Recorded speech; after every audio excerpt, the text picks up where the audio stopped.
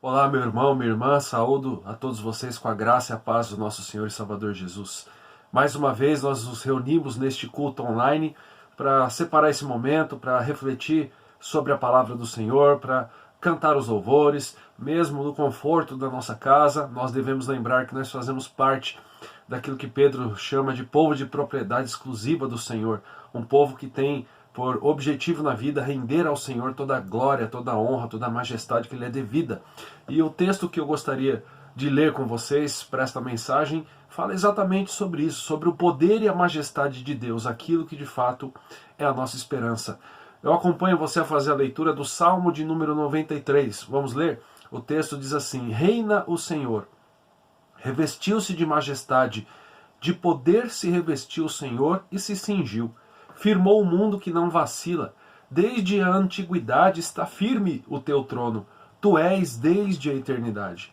Levantam os rios, ó Senhor, levantam os rios o seu bramido. Levantam os rios o seu fragor. Mas o Senhor nas alturas é mais poderoso do que o bramido das grandes águas, do que os poderosos vagalhões do mar. Fidelíssimos são os teus testemunhos. À tua casa convém a santidade, Senhor, para todos sempre. É um texto maravilhoso, é um texto que nós cantamos, algumas canções são baseadas nele, neste salmo, e é muito importante a gente lembrar, meus irmãos, em que momentos de dificuldade, momentos onde a situação parece nos apertar de todos os lados, dificuldades por todo o lado, nesse momento a gente precisa lembrar de uma coisa: tempos difíceis exigem de cada um de nós algumas virtudes na nossa vida. A gente precisa saber lidar com o dia bom, o dia de paz e de tranquilidade, mas eu tenho que ser um pouco elástico também para conseguir lidar com adversidades. Alguns dias maus vêm às nossas vidas e trazem adversidades. E quando a gente fala de virtude que nós precisamos cultivar, uma delas é a coragem. Mas a coragem para quê? A coragem apenas para que eu seja visto como um corajoso que não tem medo de nada? Não.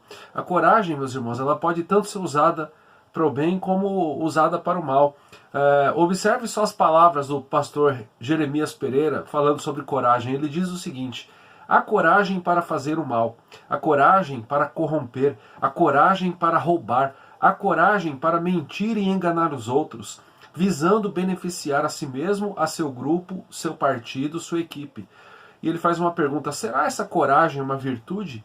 Isso é algo que se deve aplaudir? A coragem é importante quando a serviço do próximo, de uma causa geral, boa e generosa. A coragem não é a ausência de medo, mas é a capacidade de superá-lo. A coragem, disse Cícero, pensador italiano, é que nos leva a enfrentar os perigos e suportar os labores. A coragem é a ausência de preguiça, frouxidão, pacatez insensata, omissão, medos e incredulidade.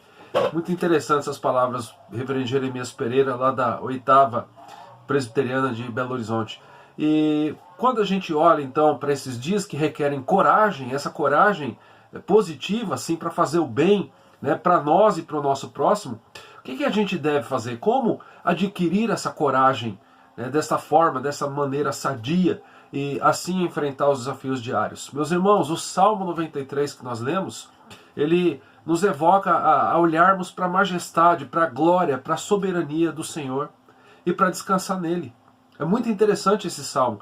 Este Salmo 93, ele é o primeiro de um grupo de salmos que vai do 93 até o 100, onde neste grupo, dentro do saltério, o assunto principal é o reinado do Rei Celestial, que é muitíssimo superior a qualquer monarca terreno, o salmista vai dizer, e que ele governa soberanamente sobre o mundo inteiro. Não há poder na natureza, meus irmãos, ou nos homens que possa desafiar esse poder, o reinado do Rei Celestial. Então já fica uma dica para você: se você anda assombrado com tanta notícia ruim, se você anda assustado com tantas adversidades que se levantam, faça essa leitura do Salmo 93 até o Salmo 100 de uma forma devagar, leia um salmo por dia e medite, faça nessa semana esse exercício para que você consiga assim descansar naquilo que a palavra do Senhor diz, que o Senhor é um rei que está acima de toda circunstância, de que não há páreo para ele, não existe outro como o nosso Deus. Interessante a gente olhar para os grandes homens da história do cristianismo. Um deles, João Calvino, falando sobre o Salmo 93, ele diz o seguinte, abre aspas, o Salmo começa com a celebração da glória infinita de Deus. Então se declara que a sua fidelidade é de tal proporção que ele nunca frustra o seu próprio povo, que, abraçando as suas promessas, espera com mente tranquila por sua salvação em meio a todas as tempestades e agitações do mundo. Olha só que legal o que Calvino diz, o Salmo está exaltando a grandeza do Senhor. Nós somos um povo tão abençoado porque a gente tem os nossos olhos abertos pelo Senhor, pela graça de Deus que habita em nós, pela fé, e aí a gente pode caminhar junto com esse Deus. Então, eu convido você a fazer esse exercício, nesta oportunidade em que você está aqui me ouvindo, para que o Salmo 93, do 93 ao 100, mas hoje, sendo mais específico, o Salmo 93, ele tem essa característica. Você lendo, você percebe como o salmista está exaltando a figura do Senhor e a gente descansa nele. É interessante também que o conteúdo desse salmo ele é muito parecido com o Salmo 47, que é um outro cântico de júbilo pelo reinado do Senhor.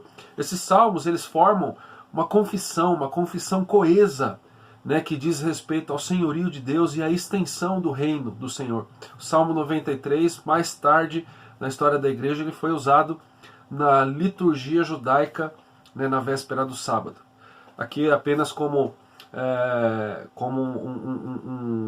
uma dica, apenas como um comentário. Mas eu queria, juntamente com vocês, extrair aqui algumas lições que o Salmo 93 nos dá. Tá? Eu sempre gosto de dizer, eu não sei, eu não tenho a capacidade de sondar somente o coração, mas o Senhor tem. E eu acredito que através da palavra, que é um instrumento que o Senhor mesmo entregou a nós, o seu povo, ele pode tranquilizar, ele pode acalmar, ele pode reanimar a nossa fé, a nossa expectativa de dias melhores, a nossa esperança. Então vamos lá para algumas das lições que nós separamos aqui. A primeira lição é o seguinte, meus irmãos, o governo de Deus abrange o mundo inteiro.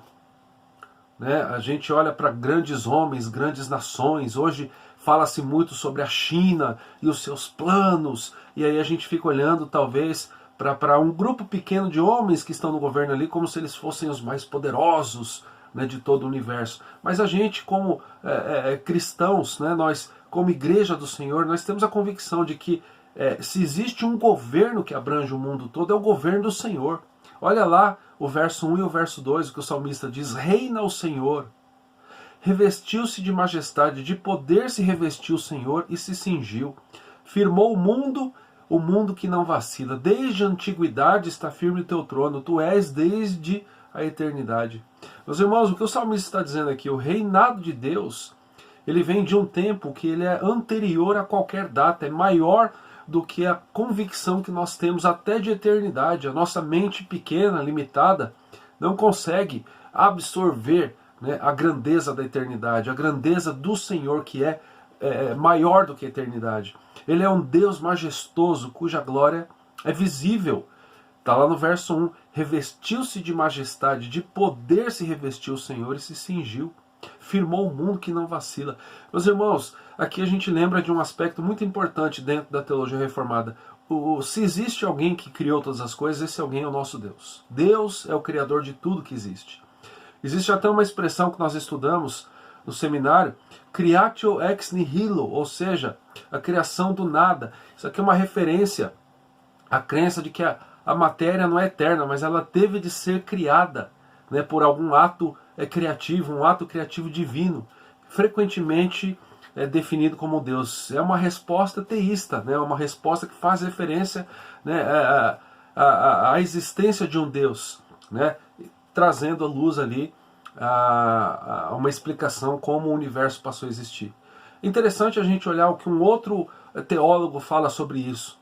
Louis Berkhoff, ele afirma na sua teologia sistemática o seguinte, que a doutrina da criação não é exposta na Escritura como uma solução filosófica para o problema do mundo, mas sim em seu significado ético e religioso como uma revelação da relação do homem com o seu Deus. Ela salienta o fato de que Deus é a origem de todas as coisas. A criação, a doutrina da criação, salienta o fato de que Deus é a origem de todas as coisas. E que todas as coisas lhe pertencem e lhe estão sujeitas. Pertencem e estão sujeitas a quem é Deus. Berkhof ainda diz, o conhecimento dessa doutrina só se obtém da Escritura e se aceita pela fé. E ele menciona a passagem de Hebreus 11:3, que eu vou ler para você, que diz o seguinte: pela fé entendemos que foi o universo formado pela palavra de Deus, de maneira que o visível veio a existir das coisas que não aparecem. Então o que Berkhof está dizendo aqui? Que a palavra de Deus nos deixa claro de que todas as coisas não apareceram do nada, mas elas foram criadas. Criadas por quem? Criadas pelo Senhor. E quando ele salienta de que o significado da criação é uma revelação da relação do homem com Deus, é para que a gente possa acalmar o nosso coração e saber que existe um Senhor que é todo-poderoso, que é soberano, que está acima daquilo que nós entendemos até por vida. Né? Os nossos dias aqui são resumidos. Essa semana a gente falou sobre isso na quarta-feira, na nossa reunião de oração, né? Quando Moisés ele recebe a seguinte instrução do Senhor: olha, sobe esse monte e olha para a terra que eu vou dar aos teus irmãos, porque você, né, por me desobedecer lá nas águas de Meribá, você não vai entrar, os seus dias estão chegando ao final. Quem fala com Moisés é aquele que é o Criador de todas as coisas, e é o mesmo Criador que está no controle das nossas vidas.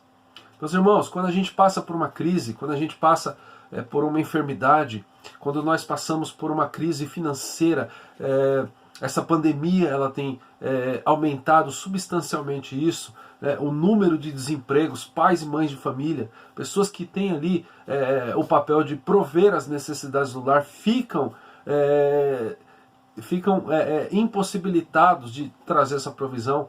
E essa situação é uma situação muito difícil, mas mesmo assim, se você é cristão, você sabe que este aumento de dificuldades não significa que o Senhor deixou de reinar. Né? E eu preciso, e você precisa, vez e outra, né, até com uma grande frequência, né, a gente olhar para textos que estão exaltando a graça, a glória, a majestade, o poder do Deus a quem nós servimos. Porque aí a gente descansa nas suas promessas, descansamos na palavra do Senhor amorosa para conosco. Nós o amamos porque Ele nos amou primeiro. Eu estou com vocês, Jesus diz, todos os dias. A gente precisa descansar nisso. Interessante, falando ainda no Salmo 93, juntamente com os reis antigos, que eram vestidos com vestimentas adequadas à sua posição, o salmista vai dizer que assim é o Senhor considerado como estando vestido com majestade e força.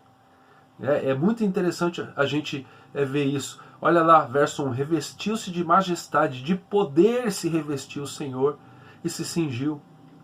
Perceba a grandeza expressa nessas palavras sobre o ser de Deus. A gente precisa descansar nisso. Uma vez, meus irmãos, que o Senhor é o Criador do mundo, então Ele permanece firme para sempre.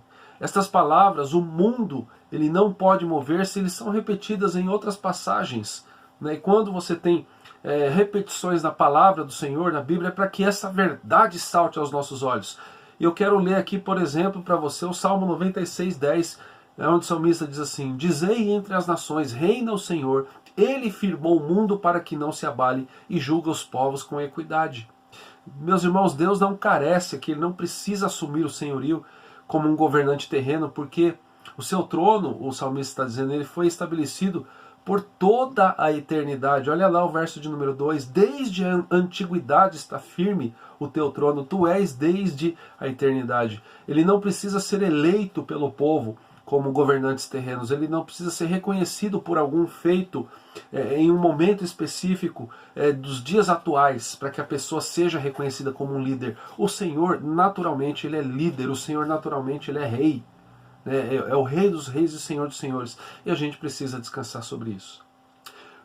O segundo ponto, a segunda lição que eu gostaria de trazer para vocês aqui é o seguinte: no verso 3 e no verso 4 parece que o salmista ele usa a força das águas para demonstrar uma grande verdade. O governo do Senhor, este governo que abrange toda a criação, este governo de Deus estava sobre as águas. Olha lá versos 3 e 4. Levantam os rios, ó Senhor, levantam os rios o seu bramido, levantam os rios o seu fragor, mas o Senhor nas alturas é mais poderoso do que o bramido das grandes águas, do que os poderosos vagalhões do mar. É um quadro gráfico que o salmista está traçando aqui. As ondas poderosas do oceano, elas estão exibindo a sua força, e a tríplice repetição que nós temos aqui, os mares se levantam, realça o poder das águas. Mas o que o salmista está fazendo? Ele está como se ele estivesse pintando um quadro onde a gente olha e o grande artista está ali pintando ondas muito grandes, muito fortes, exaltando assim o poder das águas, né? Só que tem um detalhe, e é o detalhe que o salmista está chamando a atenção, mas sobre eles, sobre essa força, né, das grandes águas, dos poderosos vagalhões do mar, reina o Senhor, que é infinitamente superior do que as forças das águas. Ele reina desde o seu trono nas alturas, e assim como ele pôde acalmar as águas com a sua palavra, a gente vê em outras passagens dos Salmos, também no livro de Jó, ele também pode subjugar toda a situação, qualquer inimigo que se levanta contra ele. A gente precisa descansar nisso. Então, traz para os nossos dias, né? Quais são algumas das crises que nós enfrentamos? Uma a gente já está cansado de falar, né? Essa pandemia da Covid. Mas não apenas pandemia da Covid. Tem uma crise de segurança pública, tem uma crise de ordem econômica, né, que muitas vezes abala a nossa vida financeira. Parece que tudo sobe de preço toda hora e a gente fica assim. Tem a crise pessoal e familiar, relacionamentos, né, cada vez mais desgastados, casamentos cada vez mais chegando ao seu fim, né, uma impaciência muitas vezes de matar, né, em relação ao casamento, em relação à vida dentro de casa, né, o home office, né, muitos estão trabalhando dentro de casa, então parece que nesse momento as relações entre a família, elas estão também desgastadas, mas a gente precisa entender isso que o salmista está dizendo. Acima de qualquer circunstância, reina o Senhor que é infinitamente superior do que qualquer dificuldade, meus irmãos. A gente precisa resgatar a fé neste Deus grandioso e descansar nele. Mais uma vez eu faço uso de Calvino aqui, olha só o que ele diz. Ele diz o seguinte, que Deus manifesta o seu poder no som dos rios e nas ondas tempestuosas do mar. Está fazendo referência aqui às palavras do Salmo 93, de uma forma calculada com vistas a quê? A excitar o nosso reverente temor. O salmista quer que a gente enxergue um quadro náutico, um mar furioso, para que a gente possa perceber que o poder do Senhor ele é infinitamente maior do que essa crise no meio do mar, né? E ele ainda diz o seguinte, todo o terror dos objetos mencionados equivale a nada quando nós passamos a considerar a majestade de Deus mesmo, tal como ele é no céu. Então é como se você pensasse o seguinte, olha o tamanho da crise da Covid, mas aí você completasse a frase, mas ela não se compara à grandeza do Deus ao qual eu sirvo. É como se você olhasse para uma família que está desestruturada e chegasse à seguinte conclusão, não tem jeito mais para essa família, né? Mas aí você continua a frase, mas o meu Deus ele pode, né, renovar todas as coisas, ele pode trazer vida para um casamento onde a vida esteja cada vez menor, minguando cada vez mais. Ele pode restaurar. Ele pode restaurar uma pessoa fisicamente. Ele tem feito isso. Se você acompanha as reuniões de oração, você tem percebido isso. Ele pode restaurar governos. Ele pode restaurar um coração que está tomado, né, pelo negativismo. Um coração que está tomado ali pela idolatria ao dinheiro, pela riqueza. Né? É um coração que esteja tomado pelo egoísmo. Ele pode entrar na vida de governantes que estão governando para si mesmos, egoístas, pessoas que estão corrompidas, e ele pode renovar essa pessoa. A gente precisa crer nisso. Que não saia da nossa boca, meus irmãos, a concordância com a frase, não tem mais jeito para as coisas, mas que a gente entenda, eis a oportunidade de dizer, se o meu Deus quiser, ele muda. Se o meu Deus intervir, se ele quiser, ele quebra o coração, como ele quebrou lá no Antigo Testamento o coração do homem mais poderoso da nação do Egito, o Faraó. Ele pode fazer isso.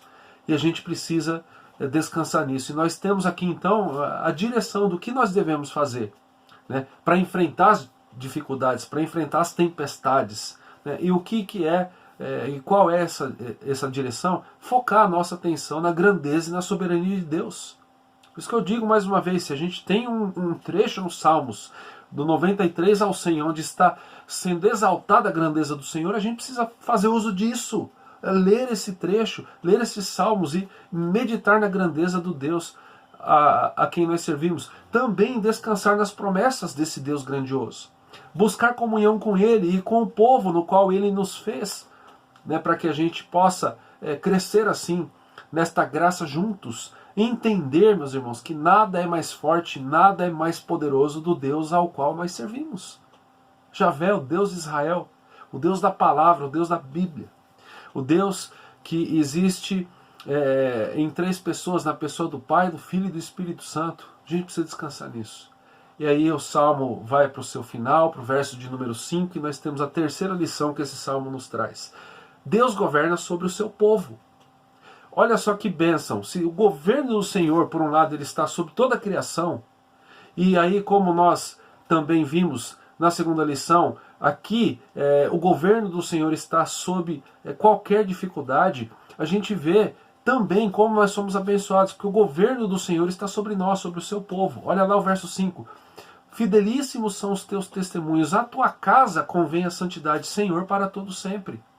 Meus irmãos, o governo de Deus, aqui no verso 5, ele é expresso de outra forma também. O Senhor, o Deus soberano, ele é soberano sobre o seu povo pactual, sobre o povo que desde lá de Gênesis ele escolhe para ser o povo dele. E para este povo do qual nós fazemos parte, o Senhor entrega estatutos, né, direcionamentos para governarem a vida. Esses estatutos, a palavra do Senhor vai dizer, eles são fidedignos. Depois você lê lá Salmo 19, verso 7. E são também excepcionalmente inabaláveis.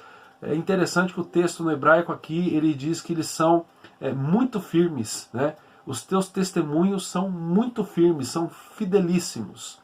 E é interessante aqui também que o rei, ele é também caracterizado por santidade, né? E contudo se condescende em fazer morada com seu povo. O rei é santo, mas ele decide também morar com nós, com cada um de nós. E a gente precisa entender isso. O tabernáculo que constituía a presença do Senhor no Antigo Testamento era um constante lembrete de Israel da presença, né, do Senhor com eles, do Deus Santo, né, que estava no meio do povo.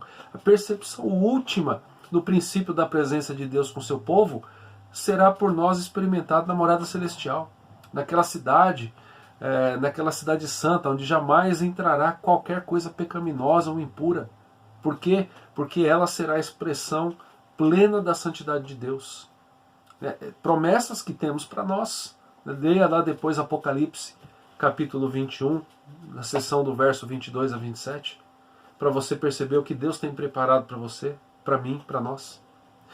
Irmãos, essa breve mensagem, ela tem o objetivo de fazer com que o nosso coração descanse, porque nós não servimos a um, eu vou usar uma expressão aqui, entre aspas, tá? Nós não servimos a um Deus pequeno, um Deus com D minúsculo. Nós não servimos a um Deus meia boca. Nós servimos ao Rei dos Reis e Senhor dos Senhores. E a gente precisa descansar nisso. O povo de Deus às vezes fica assustado demais, abalado demais. Às vezes nós nos entregamos muito, né, ao medo, ao desespero.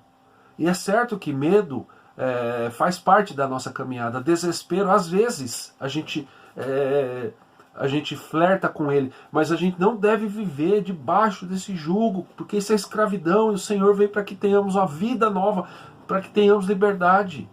A gente precisa descansar nisso. Eu gostaria de que você lembrasse daquilo que Paulo vai dizer em Romanos 8,37, eu vou ler aqui para você. Em todas essas coisas, porém, nós somos mais do que vencedores por meio daquele que nos amou.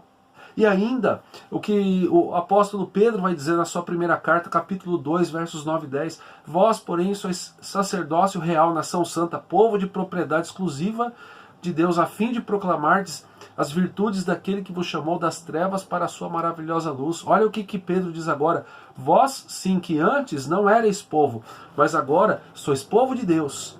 Vós que não tinhais alcançado misericórdia, mas agora alcançastes misericórdia. Nós alcançamos a misericórdia, nós alcançamos o favor do Senhor.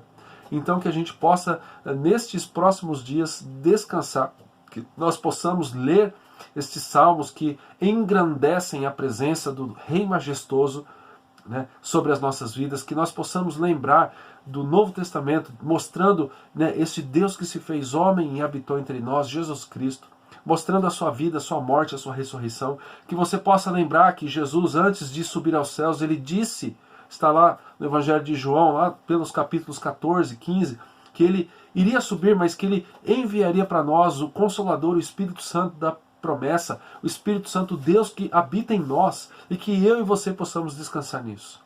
E que no meio de uma geração de pessoas desanimadas, eu e você sejamos sal da terra e luz do mundo. Que eu e você sejamos proclamadores da esperança que está no Rei que habita no coração de cada um de nós. Feche os teus olhos, vamos orar. Obrigado, ó Pai, pela tua palavra que nos lembra, Deus, acerca da tua beleza, da tua santidade, da sua grandeza, Deus. Do Senhor que é maior do que aquilo que nós entendemos por tempo. Do Senhor, ó Pai, que é o Deus soberano, aquele que não precisa de autorização para fazer nada. Aquele, ó Deus, que revelou a nós o que nós precisamos saber do Senhor. E que o teu povo seja fortalecido, ó Pai, olhando para a tua grandeza, olhando para a majestade do Senhor, e que possamos descansar e que possamos, ó Deus, ser um refrigério na vida de pessoas que andam cansadas, sobrecarregadas, exaustas. Tem misericórdia e usa-nos para a honra e glória do teu nome. Em nome do teu Filho, nosso Senhor e Salvador Jesus, é que oramos. Amém e amém. Que agora, povo do Senhor, que a graça do nosso Senhor e Salvador Jesus, que o amor do nosso amado e eterno Pai, que a comunhão e o consolo do Espírito Santo estejam sobre nós, hoje e para todo sempre. Amém e amém. Meus irmãos, que a gente possa descansar nessa grande verdade, o poder e a majestade do Senhor. Isso é a nossa esperança. Que Deus continue a abençoar a cada um de nós.